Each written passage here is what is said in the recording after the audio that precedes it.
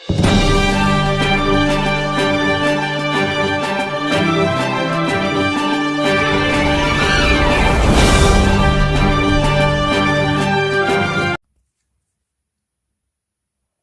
Everyone, welcome to कक्षा affairs. अपनी कक्षा अपना एग्जाम। आज इस वीडियो लेक्चर में हम डिस्कस करेंगे 1 जनवरी 2022 के करंट अफेयर के मोस्ट इंपोर्टेंट क्वेश्चन के बारे में। आगे लेक्चर शुरू करने से पहले आप सभी को हैप्पी न्यू ईयर। तो शुरू करता है इस न्यू ईयर की हमारे इस बेहतरीन क्लास की। जैसा कि आपने थंबनेल में देखा होगा कि हम इस वीडियो लेक्चर में बहुत सारे टॉपिक कवर करेंगे, जो कि होंगे हमारे करंट इश्यू से related, general awareness, static GK और जनरल साइंस के बारे में। तो आइए शुरू करते हैं आज के इस शानदार क्लास की। फर्स्ट क्वेश्चन है, किस राज्य ने 2021 के लिए राष्ट्रीय नस्ल संरक्षण पुरस्कार प्राप्त किया है? ऑप्शन है केरल, उत्तर प्रदेश, मध्य प्रदेश, राजस्थान। तो हाल ही में केरल की एक यूनिवर्सिटी है, Kerala veterinary and animal science university. इस यूनिवर्सिटी को है वो all India coordinate research project ने है वो 2021 के लिए नेशनल ब्रीड कंजर्वेशन यानी नेशनल ब्रीड कंजर्वेशन अवार्ड है वो दिया है। किसको? केरल की इस यूनिवर्सिटी को। तो बात करते हैं केरल की। तो केरल है वो इंडिया का एक दक्षिणतम राज्य है। तो यहाँ इसके राज्यपाल है आरिफ मोहम्मद खान। राज्यपाल कौन है? आरिफ मोहम्मद खान। सीएम यहाँ के पिनराई विजयनी। सीएम कौन है? पिनराई विजयनी। इसकी कैपिटल है तिरुवनंतपुरम। कैपिटल क्या है? तिरुवनंतपुरम। तो इसके बारे में कुछ इंपॉर्टेंट फैक्ट्स और इसके national parks and wild life sanctuary को हम डिस्कस कर लेते हैं। उससे पहले हम डिस्कस करेंगे कि केरला को किस किस नाम से है वो जाना जाता है। तो केरला को जाना जाता है गॉड ओवन्स कंट्री। क्या होता है? गॉड्स ओवन कंट्री के नाम से भी जाना जाता है। एक second, spice garden of India के नाम से जाना जाता है। स्पाइस गार्डन ऑफ इंडिया के नाम से भी जाना जाता है। लैंड ऑफ कोकोनट्स के नाम से भी जाना जाता है। लैंड ऑफ कोकोनट्स के नाम से भी जाना जाता है। लैंड ऑफ ट्रीज के नाम से भी जाना जाता है। द जेवल ऑफ साउथ इंडिया के नाम से भी जाना जाता है। द जेवल ऑफ साउथ इंडिया के नाम से भी है वो केरला को जाना जाता है। केरला में है वो एराविकुलम नेशनल पार्क है, पेरियार नेशनल पार्क है, साइलेंट वैली नेशनल पार्क है। अच्छा, फूलों की घाटी नेशनल पार्क कहाँ पर है? वो है उत्तराखंड में। तो यहाँ पर है साइलेंट वैली नेशनल पार्क। पुमदुम 16 राष्ट्रीय उद्यान है, करीमजुपा राष्ट्रीय उद्यान है, चिमनी वाइल्ड लाइफ सेंचुरी और peachy Vazhani wild life sanctuary है। इसको मैं नोट डाउन कर देता हूं, इधर आप इसको लिख लीजिएगा, यहाँ से आप नोट डाउन कर लीजिए। इसके अलावा फेस्टिवल की बात करते हैं तो फेस्टिवल यहाँ पर ओणम, त्रिशूरपुरम, विशु, थेयम महोत्सव मनाया जाता है। और यहाँ पर एक केरल नाव उत्सव मनाया जाता है। इसको हम वल्लम कली के नाम से जाना जाता है। इसको वल्लम कली को। और इसकी जो नाव यूज में होते हैं उस नाव को कहते हैं स्नैक बोट। क्या बोला जाता है? Snack boat. स्नैक बोट है वो बोला जाता है। और यहाँ पर अट्टुकल पोंगल है वो उसके नाम से ये प्रसिद्ध है उत्सव। यहाँ पर डांस फॉर्म की बात करते हैं तो डांस फॉर्म में कथकली, कुडियट्टम, मोहिनीअट्टम, थयाम, तुलाल, कृष्णटम। मोस्ट ध्यान में रखना है कथकली। कथकली यहाँ की डांस फॉर्म है केरला की। और एक मोस्ट इंपोर्टेंट मोहिनीअट्टम, कुडियट्टम और उसके अलावा है तुलाल को है वो आपको ध्यान में रखना है। इन दोनों का इनको है मैं यहाँ पे नोट डाउन कर देता हूँ, आप भी अपनी नोटबुक में है वो नोट डाउन कर लीजिएगा। तो यहाँ से नोट कर लीजिएगा फेस्टिवल को। और केरल नाव उत्सव को, यहाँ इसकी नाव को कहते हैं स्नैक बोट। और बात कर लेते हैं इसके राजकीय पशु की। तो इसका राजकीय पशु है वो भारतीय हाथी। भारतीय हाथी है वो इंडिया के 3 ऐसे स्टेट है जिसका राजकीय पशु है। वो कौन कौन से है? वो है केरला, कर्नाटका, झारखंड। इसको याद कैसे रखेंगे? केकेजे। भारतीय हाथी केकेजे केरला के लिए, कर्नाटक के लिए और झारखंड के लिए ये भारतीय हाथी है, उसका राजकीय पशु है सॉरी, है ना। और पेरियार नेशनल पार्क है, उसी में है वो सबरीमाला टेम्पल है, जो कि बहुत ही न्यूज में रहा था। सबरीमाला टेम्पल है वो किस नेशनल पार्क में है? पेरियार नेशनल पार्क में। सबरीमाला टेम्पल को है वो देवता है वो अयप्पा देवता है और उन्हें ब्रह्मचारी देवता के नाम से भी जाना जाता है। और जो सबरीमाला टेम्पल है वो पांबा रिवर पर है। किस पर? पांबा रिवर पर है वो सबरीमाला टेम्पल है। केरला में वेस्टर्न घाट है। वेस्टर्न घाट की है वो सबसे ऊंची चोटी है अनाईमुड़ी। कौन सी है? अनाईमुड़ी। केरला की कैपिटल तिरुवनंतपुरम। तिरुवनंतपुरम है वो करमना नदी पर स्थित है। तिरुवनंतपुरम किस नदी पर स्थित है? करमना नदी पर। तो ये सारे आपके स्टैटिक जीके के पॉइंट ऑफ व्यू से मैंने आपको सारे के सारे पॉइंट नोट करवा लिए हैं। केरला को क्या कहते हैं, केरला के नेशनल पार्क क्या है, इसके फेस्टिवल्स क्या है, इसके डांस फॉर्म क्या है।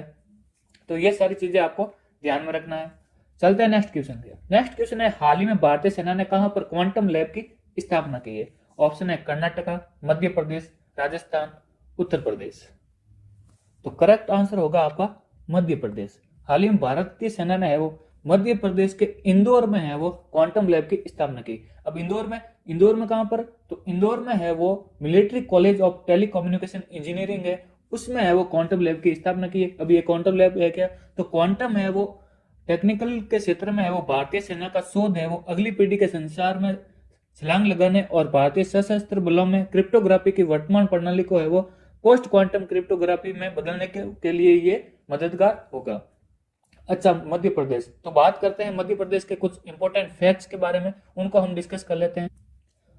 मध्य प्रदेश के गवर्नर कौन है? मध्य प्रदेश के गवर्नर है मंगू भाई छगन भाई पटेल। यहाँ के सीएम है शिवराज सिंह चौहान और यहाँ की विधानमंडल है वो एकमत विधानमंडल है। अच्छा, नेशनल पार्क और वाइल्ड लाइफ सेंचुरी की बात करते हैं तो यहाँ पर बांधवगढ़ नेशनल पार्क है, कान्हा टाइगर रिजर्व है, सतपुड़ा राष्ट्रीय उद्यान है, संजय नेशनल पार्क है, बांधव नेशनल पार्क है, वन विहार नेशनल पार्क है, मांडला प्लांट फॉजिल नेशनल पार्क है, पन्ना नेशनल पार्क है, पेंच नेशनल पार्क है, डायनासोर नेशनल पार्क है।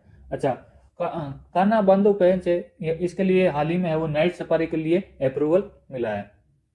किसके लिए? नाइट सफारी के लिए। कान्हा टाइगर रिजर्व है, इसके लिए भोरसिंह द बारहसिंगा भारत के किसी पार्क का एकमात्र है वो मॉस्कोट है। किसके लिए? कान्हा टाइगर रिजर्व में।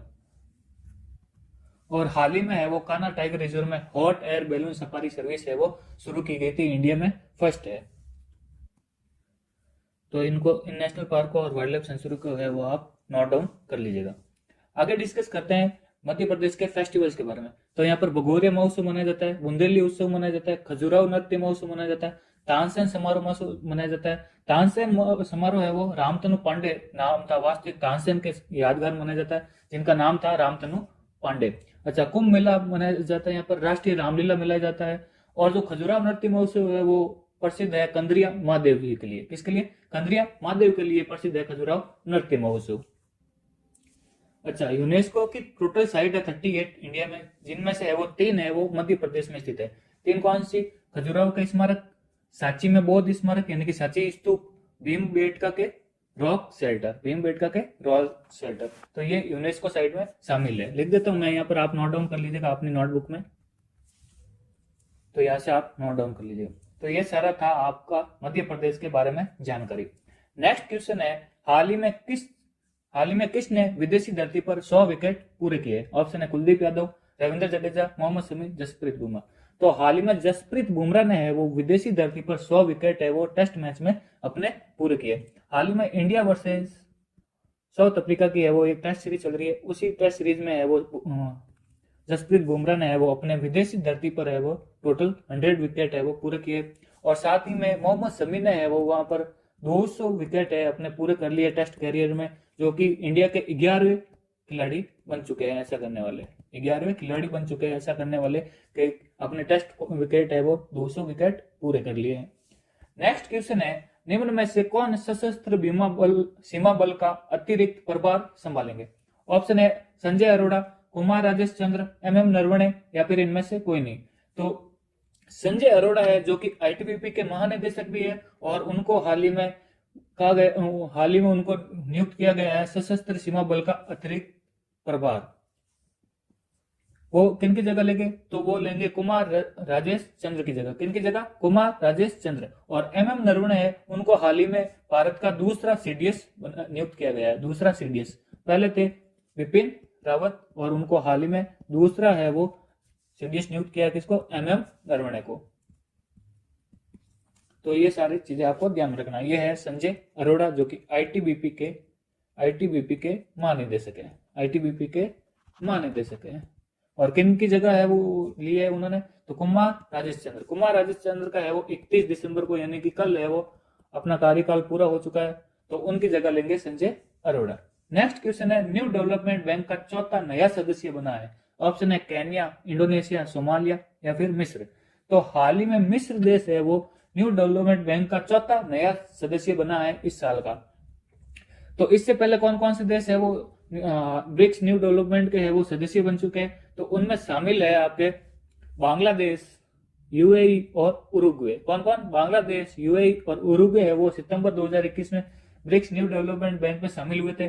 और चौथा देश बन गया है मिस्र। मिस्र है वो ब्रिक्स न्यू डेवलपमेंट बैंक के चौथे नए सदस्य बन गए। अच्छा, ब्रिक्स न्यू डेवलपमेंट का है वो एक बहुपक्षीय बैंक है जिसे ब्राजील, रूस, चीन, भारत और दक्षिण अफ्रीका द्वारा सतत विकास और बुनियादी ढांचा परियोजनाओं के वित्त पोषण के लिए ये स्थापित किया गया था।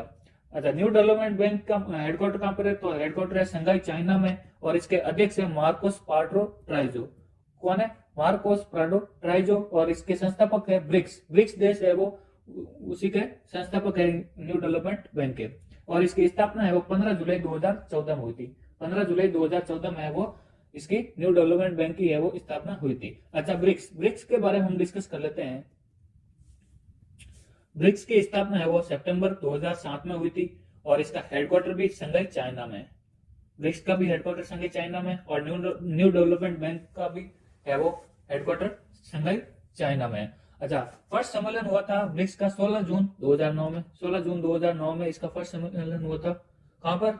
रशिया में। और 2010 में है वो अफ्रीका ने एंट्री मारी थी। पहले है वो सिर्फ ब्रिक था, ठीक है, यानी कि ब्राजील, रशिया, इंडिया और चाइना। और 2010 में है वो साउथ अफ्रीका को ऐड किया गया। 2010 में साउथ अफ्रीका ने एंट्री मार ली। और 9 सितंबर 2021 में है वो हाल ही में कॉन्फ्रेंस हुई थी इंडिया, न्यू दिल्ली में। ब्रिक्स की 2021 की कॉन्फ्रेंस कहां पर हुई थी? न्यू दिल्ली में। और 2022 की प्रस्तावित है कहां पर? चाइना में। कहां पर? चाइना में। तो ये सारी चीजें आपको ब्रिक्स के बारे में ध्यान रखना है। नेक्स्ट क्वेश्चन है, अच्छा, न्यू डेवलपमेंट बैंक के सदस्यों की नई सूची में कौन कौन से शामिल हो गए? तो शामिल हो गए हैं मिस्र, उरुग्वे, संयुक्त अरब अमीरात और बांग्लादेश। तो टोटल अब सदस्य कितने हो गए न्यू डेवलपमेंट बैंक के सदस्य देश? तो टोटल है वो 9 कंट्री है वो सदस्य देश बन चुकी है न्यू डेवलपमेंट बैंक के। नेक्स्ट क्वेश्चन है, इक्विटास स्मॉल फाइनेंस बैंक का नया एमडी और सीईओ नियुक्त किया है। ऑप्शन में है संजय चमरिया, उमेश रेवणकर, वासुदेवन पीएन, अतुल कुमार गोयल।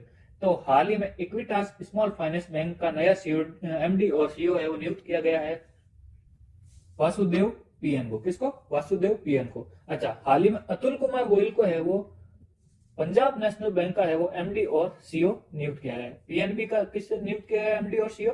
अतुल कुमार गोयल को। नेक्स्ट क्वेश्चन है, किस आईआईटी ने ARIIA रैंकिंग 2021 में अपना पहला स्थान हासिल किया है? ऑप्शन है रुड़की, मुंबई, दिल्ली, मद्रास। तो हाल ही में आईआईटी मद्रास ने है वो ARIIA रैंकिंग 2021 में अपना पहला स्थान है वो हासिल किया है। अब ARIIA क्या है? तो ARIIA है वो Atal ranking of institution on innovation achievement में है वो आईआईटी मद्रास को है वो पहला स्थान हासिल मिला है। टॉप 10 की सूची में बात करता तो उसमें टॉप 10 में है वो 7 आईआईटी मौजूद है।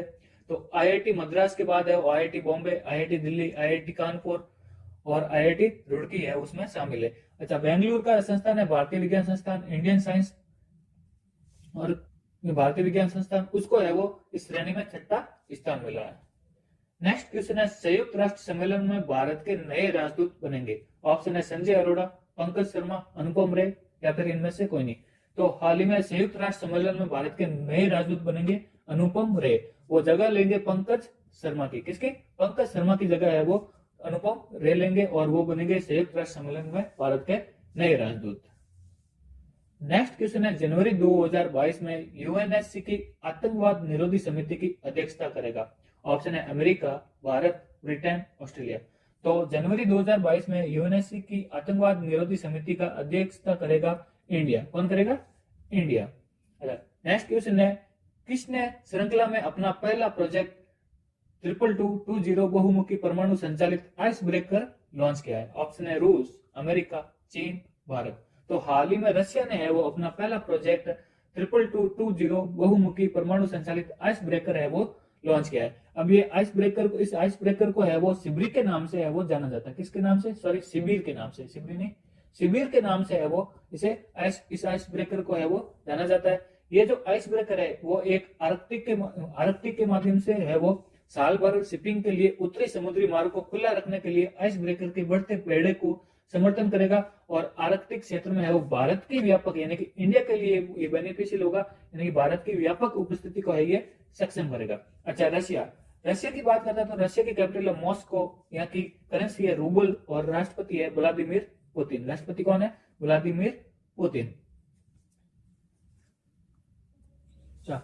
आर्यभट्ट। तो आर्यभट्ट क्या है? आर्यभट्ट है वो भारत का पहला उपग्रह है, पहला उपग्रह। अब कब लॉन्च किया गया था? तो ये पहला उपग्रह लॉन्च किया था 19 अप्रैल 1975 को। किसके द्वारा? इसरो ने इसको बनाया और लॉन्च किया गया रशिया के द्वारा। किसके द्वारा? रूस के द्वारा है वो इसको लॉन्च किया गया था। ये भारत का पहला कृत्रिम स्वदेशी उपग्रह है। इसको सोवियत संघ द्वारा कॉस्मोस 3M प्रक्षेपण वाहन द्वारा है वो प्रक्षेपित किया गया था। किसके लिए? किसके द्वारा? कॉस्मोस 3M प्रक्षेपण वाहन द्वारा है वो इसको लॉन्च किया गया था। अब बात करते हैं इसरो की। तो इसरो की स्थापना है वो, इसरो की स्थापना 15 अगस्त 1969 में हुई थी। इसका हेडक्वार्टर है बेंगलुरु में, हेडक्वार्टर बेंगलुरु कर्नाटक में। और इसकी है वो लॉन्चिंग पैड है, लॉन्चिंग पैड कहां पर है इसकी? सतीश धवन अंतरिक्ष केंद्र श्रीहरिकोटा, श्रीहरिकोटा इसका लॉन्चिंग पैड है। हरिकोटा कहां पर? आंध्र प्रदेश में। ठीक है, आगे समझ में। अब ये जो पहला उपग्रह है वो पृथ्वी की निचली कक्षा में है वो छोड़ा गया था, पृथ्वी की निचली कक्षा में इसको लॉन्च किया गया था, पृथ्वी की निचली कक्षा में। आगे समझ में। तो ये सारी चीजें आपको ध्यान में रखनी है आर्यभट्ट के लिए, यानी कि भारत का पहला उपग्रह के बारे में। गति के नियम, गति के कितने नियम है? 3 नियम दिए थे। किसने दिए थे? आइजैक न्यूटन ने। आइजैक न्यूटन ने है वो गति के 3 नियम दिए थे। कौन कौन से? जड़त्व का नियम, जड़त्व का नियम जिसे हम लॉ ऑफ इनर्शिया भी कहते हैं, लॉ ऑफ इनर्शिया। सेकेंड नियम था संवेग का नियम। सेकेंड कौन सा था? संवेग का नियम, जिसे हम कहते हैं लॉ ऑफ मोमेंटम। क्या कहते हैं? Law of momentum. थर्ड था अपना क्रिया प्रतिक्रिया का नियम। क्या? क्रिया प्रतिक्रिया का नियम, जिसे हम कहते हैं rule of action and reaction, rule of action and reaction. आगे समझ में। नेक्स्ट है मेलामाइन। अब मेलामाइन क्या है? तो मेलामाइन है वो फायरमैन होता है। फायरमैन की जो वर्दी होती है उसको है अग्निरोधी बनाने के लिए उस पर प्लास्टिक की कोटिंग की जाती है, यानी कि फायरमैन की वर्दी पर प्लास्टिक की कोटिंग। ये क्या करता है? फायरमैन की वर्दी को है वो अग्निरोधी बनाता है। क्या करता है? अग्निरोधी बनाता है। अच्छा, इसका केमिकल फॉर्मूला क्या होगा? तो केमिकल फॉर्मूला है C3H6N6 है इसका सूत्र है।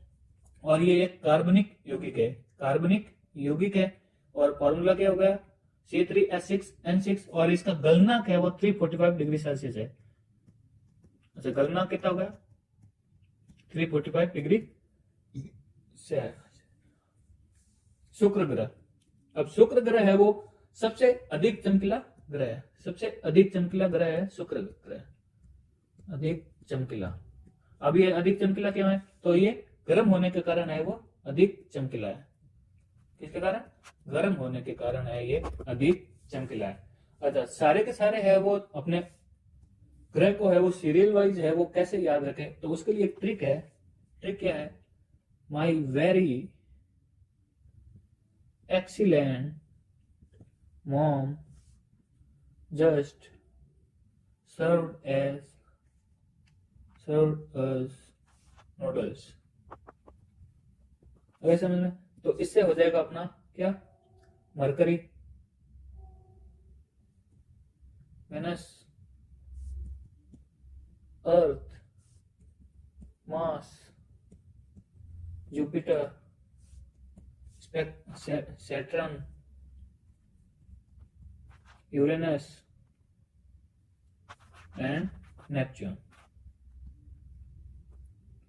आगे समझ में। तो ये सारी ये ट्रिक है आपको ग्रह याद करने के लिए। धुआंधार जलप्रपात एमपी में लोकेटेड है, एमपी के जबलपुर जिले में। कहां पर? एमपी के जबलपुर जिले में है वो ये लोकेटेड है। किस नदी पर है? नर्मदा नदी पर, नर्मदा नदी पर। अभी न्यूज में क्या है? तो हाल ही में 20 मई 2021 को विश्व धरोहर में इसको सम्मिलित किया गया था, विश्व धरोहर में सम्मिलित, इसलिए ये न्यूज में है धुआंधार जलप्रपात। सांबर झील, सांबर झील है वो राजस्थान में स्थित है। कहां पर? राजस्थान में। और ये भारत की सबसे खारी झील है, सबसे खारे पानी की सबसे बड़ी झील क्या है? खारे पानी की सबसे बड़ी झील। अच्छा, आप बोलोगे ये तो चिल्का झील है, तो चिल्का झील को है वो भारत की सबसे बड़ी तटीय खारी झील है वो बोला जाता है। क्या बोला जाता है? अच्छा, मैं ढंग से लिख देता हूं, इसको आप नोट डाउन कर लीजिएगा। खारे पानी की सबसे बड़ी झील होगी सांबर झील, और जो चिल्का झील है उड़ीसा में स्थित है वो है भारत की सबसे बड़ी तटीय झील। क्या है? भारत की सबसे बड़ी तटीय झील। कंफ्यूजन मत होना, भारत की खारे पानी की सबसे बड़ी झील पूछे और ऑप्शन में सांबर दिया हुआ हो तो सांबर ही करेक्ट आंसर होगा, ना कि चिल्का झील। अगर आपको पूछा जाए स्पेशली भारत की सबसे बड़ी तटीय खारे पानी की झील तो वो होगा चिल्का झील, जो कि उड़ीसा में स्थित है, और ये एक लैगून झील भी है। क्या है? लैगून झील भी है। अच्छा, ये तो हो गई खारे पानी की। तो मीठे पानी की सबसे बड़ी झील कौन सी है? वो है वुलर झील। वुलर झील जो कि जम्मू एंड कश्मीर में है वो मौजूद है, वुलर झील J&K में। अच्छा, बेकाल झील जो कि विश्व में सबसे गहरी है वो मीठे पानी की झील है, बेकाल झील। बेकाल झील कहां पर है? रशिया में। बेकाल झील है वो विश्व की सबसे मीठे पानी की जो कि सबसे गहरी झील है। अच्छा, सबसे खारी झील वो है अंटार्कटिका में स्थित डॉन हुआन झील, और सबसे बड़ी खारे पानी की झील वो है कैस्पियन सागर। क्या है? कैस्पियन सागर। और सबसे बड़े मीठे पानी की झील सुपीरियर जो कि कनाडा और यूएसए के बीच में। अच्छा, सुपीरियर झील सबसे मीठे पानी की झील सबसे बड़ी है जो कि कनाडा और यूएसए के बीच में, कनाडा एंड यूएसए के बीच में। और सबसे बड़ी खारे पानी की झील होगी कैस्पियन सागर। कैस्पियन सागर है सबसे बड़ी खारे पानी की झील होगी। तो आगे से आप समझ में आपको खारे और मिट्टी में फर्क, कौन सी झील कहां पर है, कौन सी झील है वो मिट्टी है, कौन सी ऊंचाई में है, कौन सी गहराई में है, तो ये सारी चीजें आपको नोट डाउन कर लीजिएगा। अच्छा, Rajaji national park. Rajaji national park है वो उत्तराखंड में मौजूद है, उत्तराखंड में मौजूद। अच्छा, उत्तराखंड के और नेशनल पार्क के बारे में बात करते हैं तो जिम कॉर्बेट नेशनल पार्क यहाँ पर है, जिम कॉर्बेट नेशनल पार्क। अच्छा, थोड़ा जिम कॉर्बेट को हम जिस्ट में डिस्कस कर लेंगे। तो जिम कॉर्बेट है वो उसकी स्थापना 1936 में हुई थी, 1936 में, जिसे है वो हेली नेशनल पार्क के नाम से भी जाना जाता है, हेली नेशनल पार्क के नाम से भी जाना जाता है। और इसको 1957 में वो चेंज कर दिया था, जिम कॉर्बेट नाम है 1957 में।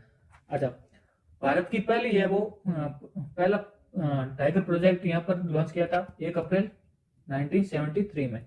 1 अप्रैल 1973 में यहाँ पर टाइगर प्रोजेक्ट, टाइगर प्रोजेक्ट है वो लॉन्च किया गया था, इसको ध्यान में रखना है। अच्छा, भारत में है वो टोटल कितने टाइगर? भारत में टोटल टाइगर है प्रेजेंट टाइम में 2967। इसमें से सबसे ज्यादा है वो एमपी में। सबसे ज्यादा किसमें, कहां पर है? एमपी में। कितने हैं? 526। ये बहुत इंपॉर्टेंट चीज है, इसको आप ध्यान में रखिएगा। और अगर कुछ चीज करते हैं तो अच्छा, प्रोजेक्ट एलिफेंट का भी पूछा जाता है एग्जाम में। प्रोजेक्ट एलिफेंट क्या पूछा जाता है? Project elephant. ये कब हुआ था? तो ये हुआ था फरवरी 1992 में। कब हुआ था? फरवरी 1992 में। अच्छा, वाइल्ड लाइफ प्रोटेक्शन एक्ट के बारे में पूछा जाता है तो वाइल्ड लाइफ प्रोटेक्शन एक्ट ये कब हुआ था? 1972 में। तो ये सारी चीजें आपको ध्यान में रखना है। अच्छा, इसके अलावा उत्तराखंड में मौजूद है Govind national park, Nanda Devi national park, फूलों की घाटी national park, Rajaji national park और गंगोत्री नेशनल पार्क। अच्छा, साइलेंट वैली नेशनल पार्क कहां पर है? मैंने इसी वीडियो लेक्चर में आपको बताया था। तो साइलेंट वैली नेशनल पार्क है केरला में। अच्छा, नीति निर्देशक तत्व। नीति निर्देशक तत्व है वो हमारे संविधान में अनुच्छेद 36 से 51 तक है, 36 से 51 तक है, और भाग 4 में मौजूद है। किसमें? भाग 4 में। पेन चेंज कर लेता हूँ। भाग 4 में है वो मौजूद है, और इसको है वो आयरलैंड से लिया गया था। कहां से? आयरलैंड से। कहां से लिया गया था? आयरलैंड से। अदर देखते हैं, मौलिक कर्तव्य की बात कर लेते हैं। मौलिक कर्तव्य इसको कहां से लिया गया था? तो इसको लिया गया था रशिया से। रशिया से कब लिया गया था? तो 42वां संविधान संशोधन हुआ था, उस टाइम लिया गया था 1976 में। रशिया से है वो इसको लिया गया था। किसके अनुशंसा पर? तो सरदार स्वर्ण सिंह समिति के अनुशंसा पर। सरदार स्वर्ण सिंह की समिति की अनुशंसा पर है वो इसको लिया गया था। कहां से? रशिया से। अच्छा, 42वां संविधान संशोधन है, इसको है वो मिनी कॉन्स्टिट्यूट के नाम से भी जाना जाता है। मिनी कॉन्स्टिट्यूट इसके नाम से भी है वो इसको जाना जाता है। तो आज के वीडियो के लिए बस इतना ही। आई होप आपको ये वीडियो पसंद आया होगा और ये वीडियो आपको डेफिनेटली पसंद आया होगा। तो इस वीडियो लेक्चर को है वो आप ज्यादा से ज्यादा स्टूडेंट के साथ शेयर कीजिए और अपने स्टडी ग्रुप में भी शेयर कीजिए, अपने फ्रेंड्स के साथ शेयर कीजिए। और अगर आप अभी तक इस चैनल पर नए हो और चैनल को सब्सक्राइब नहीं किया है तो प्लीज आपसे रिक्वेस्ट करता हूं कि इस चैनल को सब्सक्राइब करें और अपने दोस्तों के साथ है वो शेयर जरूर करें और लाइक का बटन प्रेस जरूर करें और कमेंट कीजिए कि आपको ये वीडियो कैसा लगा।